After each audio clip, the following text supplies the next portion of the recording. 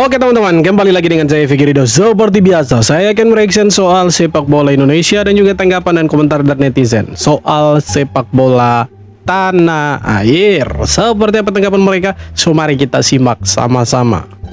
Let's go bro.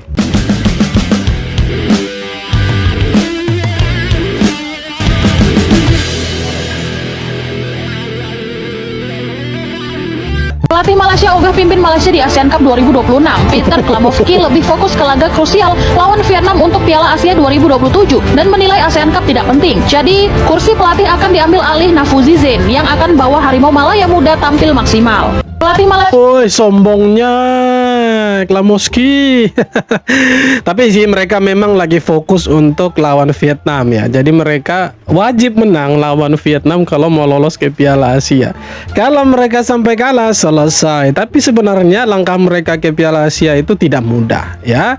Selain mereka harus mengalahkan Vietnam, mereka juga masih menunggu keputusan dari sidang CAS terkait dokumen palsu 7 pemain naturalisasi. Nah, kalau misalkan mereka itu kalah di sidang CAS, bisa jadi mereka juga tidak bisa ikut ke Piala Asia. Kenapa?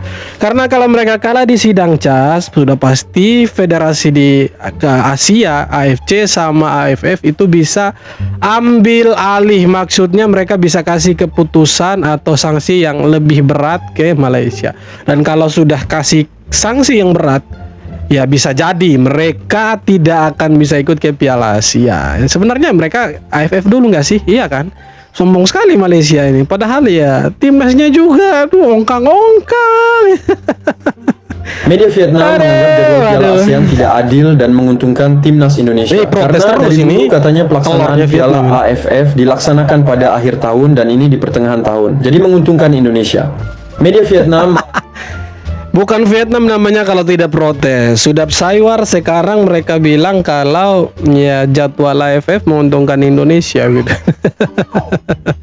Padahal sebenarnya tidak juga sih ya. Kalau misalkan Indonesia menang ya itu karena jago memang. Itu king memang pasti jago.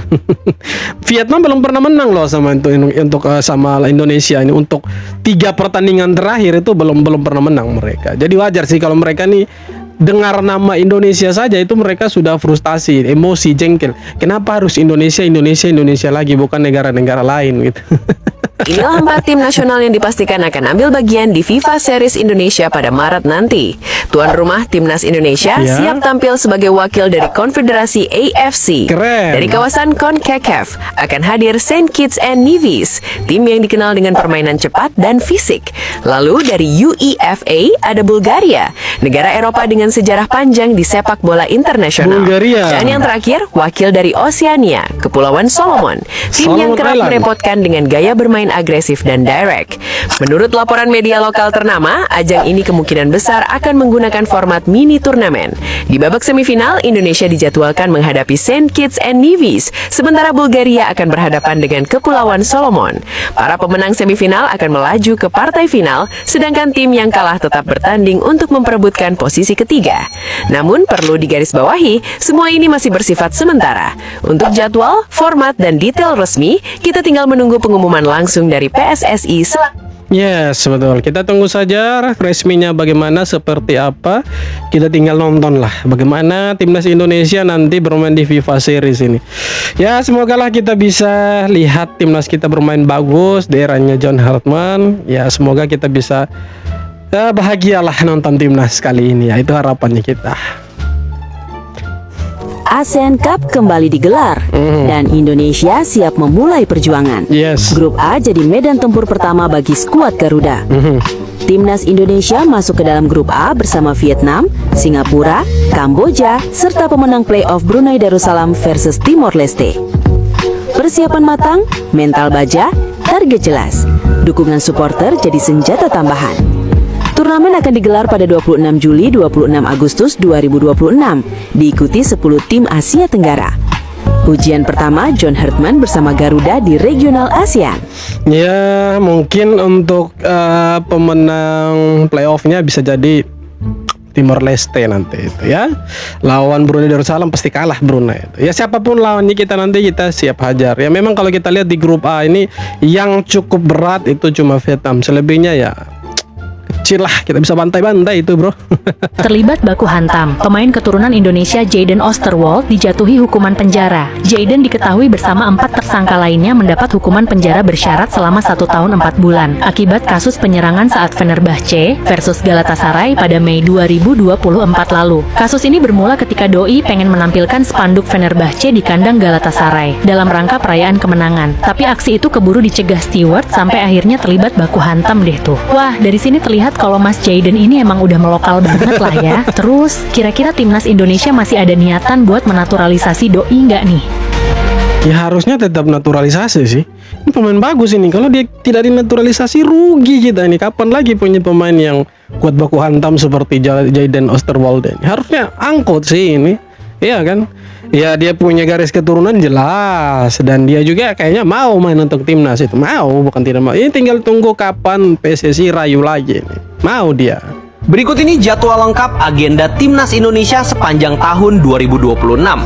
Timnas Indonesia akan mengawali tahun dengan FIFA Series 2026 yang dijadwalkan berlangsung pada 23 hingga 31 Maret. Selanjutnya, agenda FIFA Matchday Juni akan digelar pada 1 sampai 9 Juni.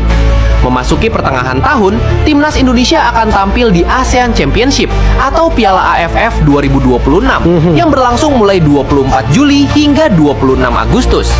Setelah itu, FIFA Matchday periode September sampai Oktober akan digelar pada 21 September hingga 6 Oktober. Disusul FIFA Matchday November pada 9 sampai 17 November. Sementara itu, untuk Timnas Indonesia U23, agenda besar menanti di Asian Games 2026 yang akan berlangsung pada 19 September hingga 4 Oktober. Ini banyak sih kita punya jadwal timnas. Ya puas lah kita nonton timnas tahun ini. Semoga kita bisa nonton timnas terus dan kita punya timnas tidak kacau balau lagi lah. Ya semua tergantung dari federasi. Anak John Hartman pernah menyulitkan timnas Indonesia. Jay Hartman adalah pemain muda berusia 21 tahun. Posisinya gelandang serang. Saat ini bermain untuk Cavalry FC di Liga Kanada. Kayaknya dia bakalan cocok main di Persib nih. Yang bikin makin menarik, Jay Hartman pernah berhadapan langsung dengan Indonesia. Tepatnya saat laga uji coba Indonesia U20 melawan Selandia Baru U20 di GBK tahun 2023. Buat kalian yang menonton pertandingan seru, langsung aja cek profil gua. Di pertandingan itu Jay mencetak gol ke gawang Indonesia. Gol tersebut ikut membawa Selandia Baru menang tipis 2-1. Menutup kemungkinan pemain seperti Jay Hartman bakal mulai dilirik klub Indonesia. Mungkin Persib tertarik nih sama dia. Ya boleh lah. Ya kebetulan di Bapak jadi pelatihnya timnas Indonesia, mungkin boleh diangkut lah untuk tambah kuota pemain asingnya Persib Bandung. Kalau mau. Ditanya soal Piala AFF tahun ini, John Hartman memberikan jawaban yang cukup menarik. Alih-alih menjanjikan gelar juara perdana bagi timnas Indonesia, pelatih asal Inggris itu justru memilih tidak gegabah di tahun pertamanya. Keren. Hartman menegaskan bahwa fokus utamanya di AFF tahun ini adalah memperkuat dan mengukur kedalaman skuad timnas Indonesia. Oh, berarti bukan untuk juara. Tapi untuk tahu kedalaman skuad. Bukan sekadar mengejar trofi. Ia bahkan menyebut akan sulit memanggil para pemain bintang yang merumput di Eropa hanya untuk turnamen sekelas Piala AFF. Bagi Hartman, AFF lebih tepat dijadikan laboratorium uji coba, kesempatan untuk melihat sejauh mana kualitas dan kedalaman kolam talenta yang dimiliki Indonesia. Karena itu, ia membuka opsi untuk mengandalkan pemain lokal Liga Indonesia dan tak bergantung pada pemain diaspora. Artinya, pada AFF edisi kali ini, kita kemungkinan besar tak akan melihat duet J.I. Des dan Kevin Dix berhadapan dengan penyerang Timor Leste atau negara ASEAN lainnya. Tapi justru sebaliknya, timnas Indonesia bisa tampil dengan skuad full Liga Indonesia yang isinya bisa saja ada Tom Haye, Eliano, Egy, Rizky Ridho, Kambu Aya hingga Ezra William pun mungkin bisa. Ya, kalau kita lihat statementnya John Hartman memang seperti itu. Kalau dia bilang memang begitu, maka jangan harap juara. Kalau juara syukur gitu. Karena fokus utamanya bukan untuk juara AFF, bro, tapi untuk dia tahu bagaimana kedalaman skuadnya timnas Indonesia, khususnya talenta-talenta di liga-liga lokal. Jadi jangan harap juara lah. Artinya kita memang satu, tidak bisa lihat Kevin Dix, tidak bisa lihat Verdong, Jay bermain dengan pemain Indonesia lain lawan negara lain. Yang kedua, kita jangan berharap untuk jadi juara. Kenapa? Karena fokusnya bukan untuk jadi juara. Nah, kalau misalkan juara ya alhamdulillah, syukur, puji Tuhan, kan begitu. Ogah diintervensi, ogah sembarangan, John Hartman gas ke Eropa berburu pemain diaspora. Yes, pelatih anyar timnas Indonesia ini dijadwalkan terbang ke Eropa di akhir Januari atau awal Februari nanti. Sambil menyelam minum air, Pak John pengen lihat pemain abroad sekaligus gerilya, cari talenta keturunan Indonesia juga. Di Eropa nanti, Pak John bakal tatap muka, dengar cerita mereka, memahami kondisi, mentalitas, dan kesiapan dalam membela Garuda. Meski terbuka buat nambah naturalisasi lagi, tapi seleksinya tentu makin ketat. Rekam jejak karir dan perkembangan mereka bakal jadi pertimbangan utama. Dan yang harus digarisbawahi di sini, Doi tetap memantau sepak terjang para pemain lokal juga loh ya. Will constantly work to find the best players to play for Indonesia. Oke, keren lah kalau gitu. Semoga ada naturalisasi tambahan. Kita butuh sebenarnya naturalisasi tambahan. Oke, ya semoga lah Jordan Osterwolde, Tristan Geuger, Pascal Struijk, ya kan si siapa Jensen Shield, ya semoga lah mereka nanti dari nama-nama itu bisa dinaturalisasi lah, salah 2 salah 3 lah, supaya menambah kedalaman skuadnya timnas Indonesia lah, setara lah starting line ups dengan di bench yang sebagai cadangan, substitution itu sama lah kekuatannya gitu, maksudnya sama kuat, jadi tidak timpang lah.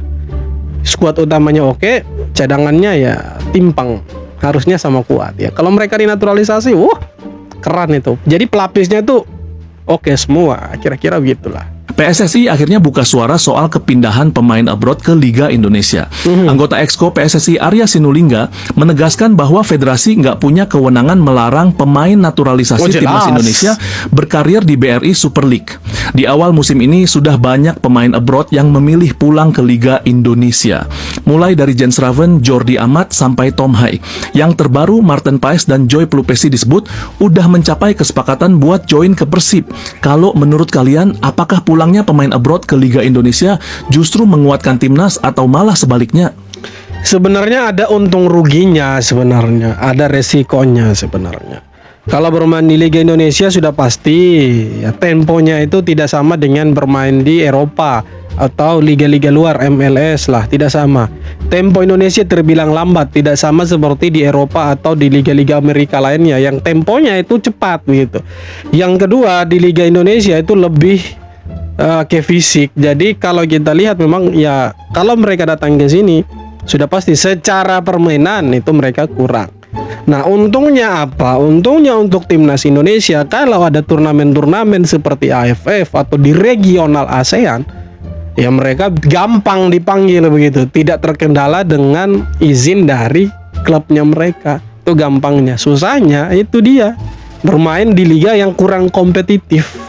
Kira-kira begitu. Tapi sejauh ini Liga Indonesia oke lah, tidak buruk-buruk amat, not bad lah. Kira-kira begitu.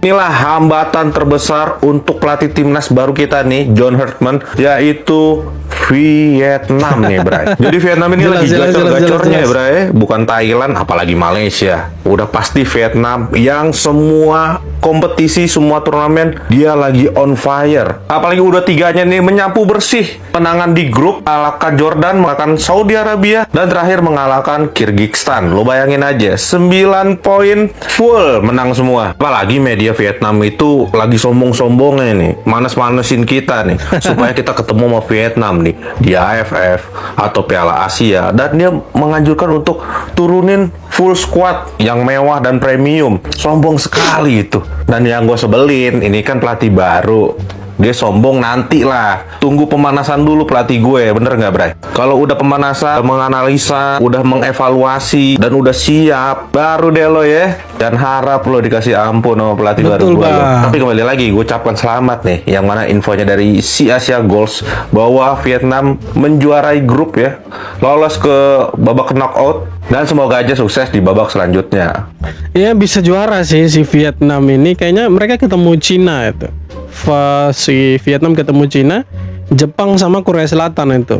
Ya kalau tidak di drawing lagi. Nah, ini Vietnam memang ancaman besar sih. Kemungkinan besar AFF mereka pakai pemain-pemain ini U23 ini yang bermain di Piala Asia U23 ini gitu kan. Karena memang mereka ya perlu diakui untuk ASEAN sekarang.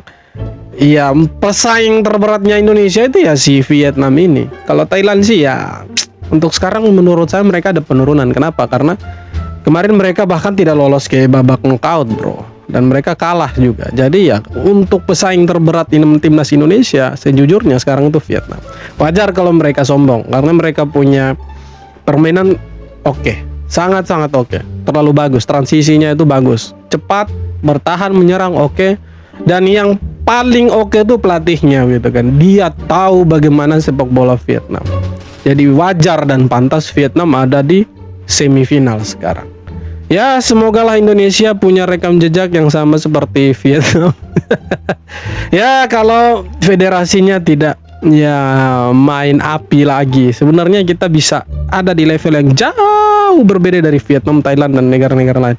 Kalau saja federasinya tidak ongkang-ongkang waktu itu, tidak main-main waktu itu. Tapi sudahlah, kita lupakan itu. Sekarang kita fokus dukung timnas kesayangan kita. Oke teman-teman, jadi itu dia beberapa video tanggapan komentar dari supporter netizen timnas Indonesia. Dan seperti apa tanggapan kalian, silahkan tulis kolom komentar. Terima kasih banyak sudah nonton video ini sampai akhir. Kita jumpa lagi di video-video berikutnya. Thank you bro.